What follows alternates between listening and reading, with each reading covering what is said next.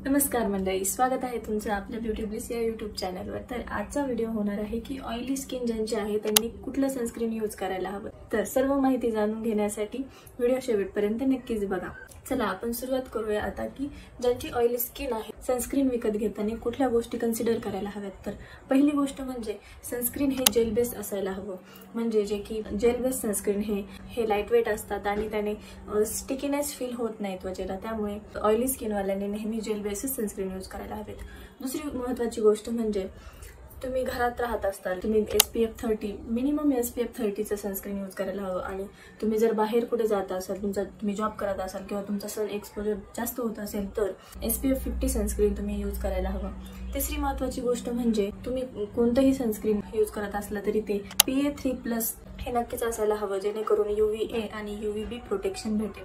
चौथी महत्त्वाची गोष्ट म्हणजे ज्यांना खूप घाम येतो, स्वेटिंग होतं, त्यांनी वॉटर रेजिस्टन्स असलेले सनस्क्रीन यूज करायला हवे, जसे की नियासिनामाइडचं असतं किंवा दुसरा ब्रँड म्हणजे डॉट अँड की मध्ये स्पोर्ट सनस्क्रीन म्हणून एक सनस्क्रीन येतं जे की बऱ्यापैकी वॉटर रेजिस्टन्स असतात, ते तुम्ही यूज करू शकता। पाचवी महत्त्वाची गोष्ट म्हणजे रिॲप्लिकेशन। आपण फक्त सकाळी एकदा सनस्क्रीन लावतो आणि दिवसभर बाहेर असतो, तर त्याने आपल्याला त्याचा फायदा होत नाही।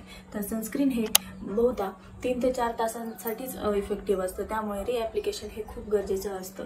त्यामुळे तुम्ही कुठलेही SPF वापरा, SPF 30 वापरा किंवा SPF 50 वापरा, 3 ते 4 तासानंतर आपल्याला रिअप्लाय करणं खूप गरजेचं असतं। आणि सगळ्यात शेवटची महत्त्वाची गोष्ट म्हणजे हे सनस्क्रीन बजेट फ्रेंडलीही असायला हवेत, कारण ती वन टाइम परचेसची वस्तू नाही आहे की जी एकदा आपण विकत घेतली आणि ती आपण नेहमीच वापरणार। त्यामुळे आपण जे काही सनस्क्रीन चूज करतोय ते बजेट फ्रेंडली असायला हवं। आता मी काही सनस्क्रीन रेकमेंड करणार आहे जे की ज्यांची ऑइली स्किन आहे ते यूज करू शकतात। तर पहिलं सनस्क्रीन आहे डॉक्टर शेड सनस्क्रीन, जे की SPF 50 मध्ये येतं, ते वॉटर रेजिस्टन्स आहे आणि पॅराबेन सल्फेट फ्री आहे। सेकंड सनस्क्रीन म्हणजे VLCC सनस्क्रीन, जे वॉटर रेजिस्टन्सही आहे। थर्ड ॲक्वालॉजिका आणि फोर्थ डर्माकोचं सनस्क्रीन।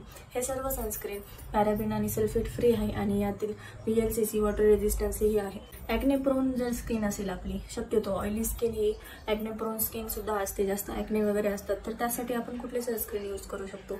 त्यासाठी बेस्ट ऑप्शन आहे म्हणजे फिक्स डर्माचं सनस्क्रीन आणि दुसरा ऑप्शन म्हणजे ॲक्ने UV। हे सनस्क्रीन तुम्ही नक्की ट्राय करू शकता जर तुमच्या चेहऱ्यावर जास्त ॲक्ने वगैरे होत असतील तर। आणि ज्यांची स्किन खूपच जास्त सेन्सिटिव्ह आहे, ज्यांना कुठल्याही सनस्क्रीननी जास्त म्हणजे कुठल्याही मार्केटमधील सनस्क्रीन यूज केल्यानंतर त्यांची त्वचा इरिटेट होते किंवा रेडनेस येतो, तर त्यांनी कुठले सनस्क्रीन यूज करायला हवं? लाशेलचे सनस्क्रीन हे खूप बेस्ट असेल।